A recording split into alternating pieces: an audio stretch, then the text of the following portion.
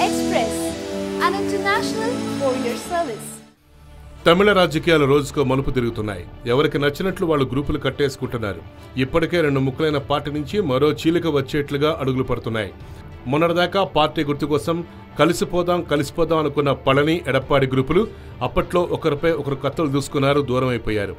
ఎప్పుడైతే దినకరన్ జైలు నుంచి బయటికి రావడంతో మళ్లీ ఓపీఎస్ ఈపీఎస్ గ్రూపులు ఒకటవ్వాలని నిర్ణయించుకున్నాయట. సీఎం పళనిస్వామి, శశికళ, టీటీవీ దినకరన్లతో తాడో పేడో తేల్చుకునేందుకు రెడీగా ఉన్నట్లు సమాచారం. ఈ మూడు వర్గాలు వరుస భేటీలతో ఇప్పుడు తమిళ రాజకీయాల్లో ఉత్కంఠ రేపుతున్నాయి. దినకరన్కు మొత్తంగా 24 మంది ఎమ్మెల్యేలు మద్దతు ఇస్తున్నట్లు విశ్వసనీయ సమాచారం. ఇంకోవైపు శశికళ ఆశీస్సులతో సీఎం పీఠమెక్కిన పళనిస్వామి దినకరన్తో ఢీ అన్నట్లుగా వ్యవహరిస్తున్నారు.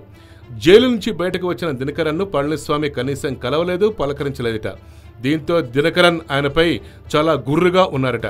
అంతేకాదు, అసలు ఎవరు కూడా దినకరన్ను కలవాల్సిన అవసరం లేదని తన వర్గ మంత్రులు, ఎమ్మెల్యేలని ఆదేశించారట పళనిస్వామి. ఇన్నాళ్లు ప్రభుత్వ కార్యాలయాల్లో కేవలం దివంగత జయలలిత ఫోటోలు మాత్రమే కనిపించేవి. కానీ ఈ మధ్య పళనిస్వామి ఫోటోలు కూడా ప్రత్యక్షమయ్యాయి. దీంతో ఆయన శశికళ వర్గంతో అమీతుమీ తేల్చుకునేందుకే సిద్ధమైనట్లు స్పష్టమవుతుందని తమిళ రాజకీయ నిపుణులు అంటున్నారు. అసలు అసెంబ్లీలో ఎవరికి ఎంతెంత బలం ఉంది ఒకసారి మనం చూస్తే, మొత్తం 234 మంది ఎమ్మెల్యేలున్న అసెంబ్లీలో అన్నా డీఎంకేకు 135 మంది, డీఎంకే కూటమికి 98 మంది ఉన్నారు.